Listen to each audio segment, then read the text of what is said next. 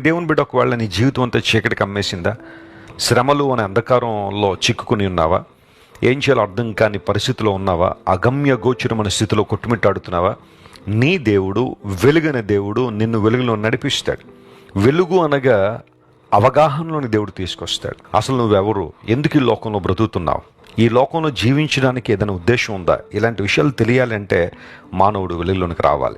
దేవుడు ఏ విధంగా తన వెలుగును మనకి ఇవ్వగలరు అంటే బైబిల్ సెలవిస్తూ ఉంది, ఆయన తన వాక్కు ద్వారా, తన వాక్యము ద్వారా మనం వెలిగింప చేస్తాడు.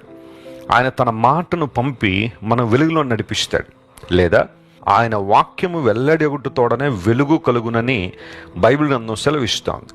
దేవుని వాక్యాన్ని చదువుతున్నప్పుడు, పరిశుద్ధ గ్రంథం బైబిల్ తెరుస్తున్నప్పుడు దేవుని వెలుగును మనం అనుభవిస్తుంటాం. ఈరోజు దేవుడు నిన్ను తన వెలుగులో నడిపించి బలమైన తన అభిషేకంతో నింపి పరిశుద్ధాత్మ దేవుడు తన మహిమ కొరకు నేను వాడుకోవాలని ఆశపడుతున్నాడు.